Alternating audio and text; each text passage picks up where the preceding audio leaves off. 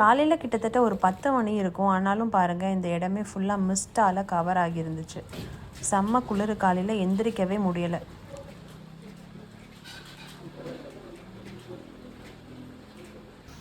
Breakfast daily இன்க்ளூடடாக இருந்ததுனால குயிக்காக பிரேக்ஃபாஸ்ட்டை முடிச்சுட்டு நாங்கள் வட்டவடா தான் கிளம்பிட்டு இருந்தோம்.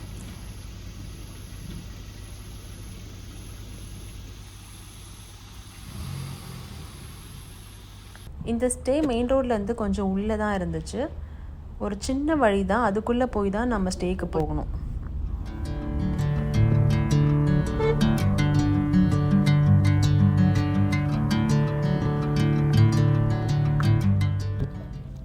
அதுக்கப்புறம் வட்டவடா போகிற வழி ஃபுல்லாகவே இந்த டீ எஸ்டேட் வியூ தான். நேற்று இந்த டீ எஸ்டேட் வியூவை வெளியிலேருந்து ரசிச்சுட்டு வந்தோம். ஆனால் இன்றைக்கி அப்படியே டீ எஸ்டேட்குள்ளே போய் அந்த க்ரீனரிக்குள்ளே கொஞ்சம் நேரம் நின்று ஃபோட்டோஸ் எல்லாம் எடுத்து என்ஜாய் பண்ணோம். வெளிலேருந்து பார்க்குறது ஒரு அழகு, ஆனால் அதுக்குள்ளேயே போய் அந்த க்ரீனரிக்குள்ளே நிற்கிற ஃபீலிங் வேறு லெவல். அந்த மொமெண்ட்டை அப்படியே என்ஜாய் பண்ணிவிட்டு மறுபடியும் நம்ம ஜேர்னியை கண்டினியூ பண்ணோம். கொஞ்ச நேரத்தில் ஸ்லைட்டாக ட்ரிஸ்ஸலும் ஸ்டார்ட் ஆகிடுச்சு. அந்த டீ எஸ்டேட் வியூஸ்க்கு நடுவில் மூணாருக்கு இன்னும் அழகு சேர்க்குற மாதிரி இந்த டபுள் டக்கர் பஸ் வேறு சுற்றி வந்துட்டு இருந்துச்சு. நாங்கள் அந்த பஸ்ஸில் ட்ராவல் பண்ணியிருந்த எக்ஸ்பீரியன்ஸை Day 1 vlogல ஷேர் பண்ணியிருக்கோம். வேணும்னா செக் பண்ணி பாருங்கள். அடுத்து இது ஒரு ஃபோட்டோ பாயிண்ட். இங்கே கேமராமேன்லாம் இருப்பாங்க, நம்மளோட ஃபோட்டோஸ் எடுத்து கொடுத்து பிரிண்ட்டும் பண்ணி கொடுப்பாங்க. நாங்கள் எங்கள் ஃபோன்லேயே குயிக்காக ஃபோட்டோஸ் வீடியோஸ்லாம் எடுத்துகிட்டு அங்கேருந்து கிளம்பிட்டோம். ஆக்சுவலி அன்றைக்கி எங்களுக்கு டைம் கொஞ்சம் டைட்டாக இருந்துச்சு. ஸோ வழியில் வர பிளேசஸ் எல்லாத்தையும் குயிக்காக ஒரு ஸ்டாப் பண்ணி பார்த்துட்டு கிளம்பிட்டு இருந்தோம்.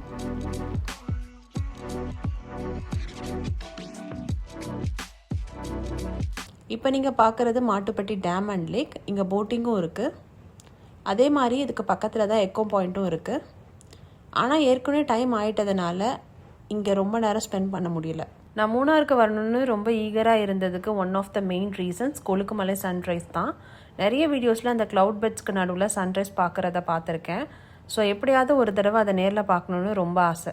ஆனால் நாங்கள் போனப்போ ரெயின் இருந்ததால் அந்த சன்ரைஸ் பார்க்க முடியல. ஸோ அந்த பிளானை நெக்ஸ்ட் டேக்கு போஸ்ட்பான் பண்ணிவிட்டு அன்றைக்கி டேரெக்டாகவே வட்டவடா போயிட்டோம். இந்த இடத்துல எலிஃபெண்ட்ஸ்லாம் அடிக்கடி வரும்னு சொல்லியிருந்தாங்க. நாங்கள் போகிறப்போ அங்கே எலிஃபெண்ட்ஸ் எதுவும் பார்க்க முடியல. அதுக்கப்புறம் மறுபடியும் மூணார் அதோட டீ எஸ்டேட் வியூஸில் எங்களை சர்ப்ரைஸ் பண்ண ஸ்டார்ட் பண்ணிடுச்சு. திரும்ப இந்த வியூஸ் வரும்போதெல்லாம் என்னடா இவ்வளோ அழகாக இருக்குன்னு தான் தோணுச்சு.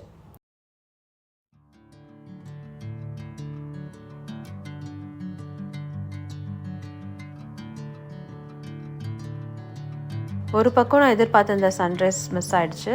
இன்னொரு பக்கம் மூணார் ஒவ்வொரு இடத்துலையும் இவ்வளோ அழகான வியூஸை காட்டிகிட்டே இருந்ததால் அந்த டிஸப்பாயின்மெண்ட்டை ஃபீல் பண்ணவே விடலை. வட்டவடா மூணார் டவுனில் இருந்து கொஞ்சம் தள்ளி கேரளா தமிழ்நாடு பார்டர் பக்கத்தில் இருக்க ஒரு அழகான வில்லேஜ். மூணார் முழுக்க ஒரு டூரிஸ்ட் வைப்பாக இருக்கும். ஆனால் வட்டவடா போகும்போது அந்த வைப்பில் இருந்து கொஞ்சம் டிஃப்ரெண்ட்டாக ஒரு வில்லேஜ்குள்ளே போகிற மாதிரி ஒரு ஃபீல்ஸை தரும். நாங்கள் வட்டவடா ஃபுல்லாகவே இந்த ஜீப் சஃபாரியில் தான் எக்ஸ்ப்ளோர் பண்ணோம்.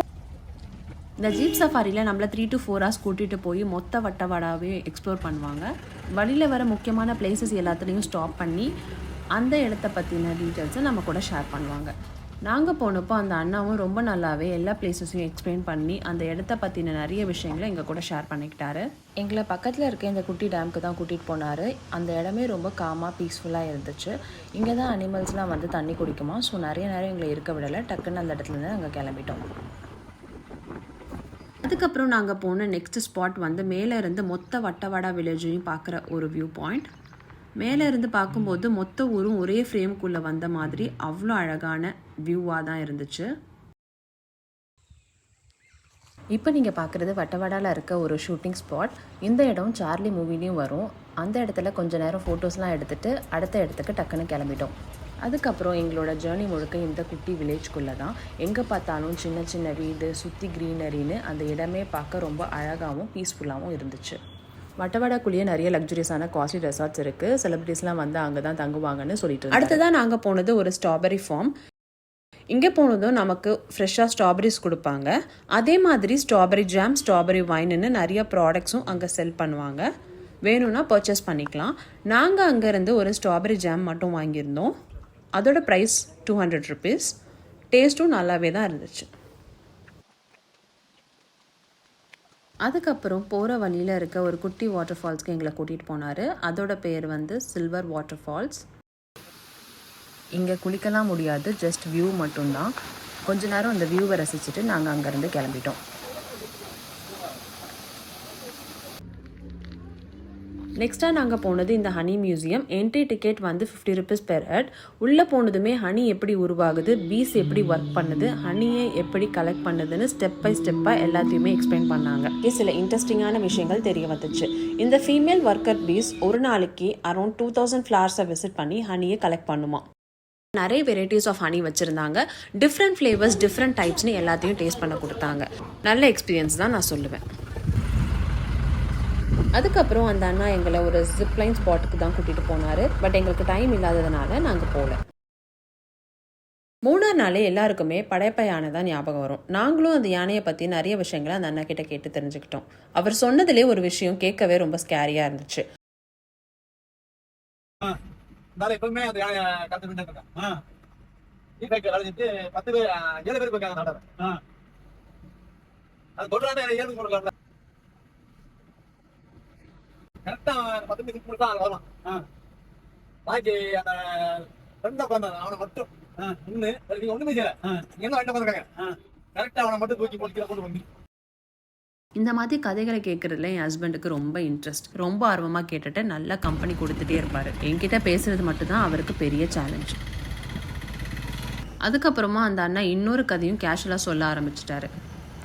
2 நாளைக்கு முன்னாடி தான் ஒரு டூரிஸ்ட் இப்படி கூட்டிகிட்டு போகும்போது இந்த ரிசர்வ் ஃபாரஸ்ட்லேருந்து ஒரு டைகர் ரோடை க்ராஸ் பண்ணுச்சுன்னு. அவ்வளவுதான்.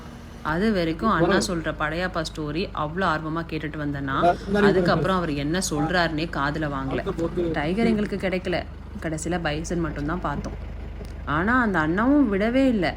லக் இருந்தால் டைகரை கூட பார்க்கலான்னு சொல்லியே என்னை இன்னும் ஹைப் ஏற்றிட்டே இருந்தார்.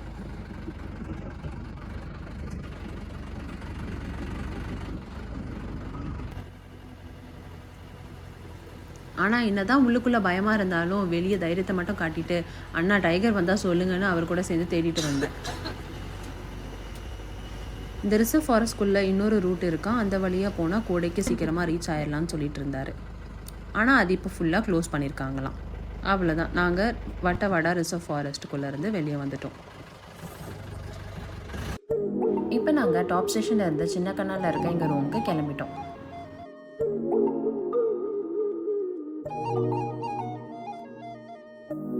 இன்னும் ஃபியூ மினிட்ஸில் எங்கள் ரூமுக்கு ரீச் ஆகிற டைமில் திடீர்னு இந்த மிஸ்ட் வந்து முழுசாக ரோடே கவர் பண்ணிடுச்சு. ஒரு பாயிண்டில் முன்னாடி என்ன இருக்குது பின்னாடி இருக்குன்னு ஒன்றுமே புரியலை. ஒரு 2 to 3 செகண்ட்ஸ் கம்ப்ளீட் பிளாங்க்.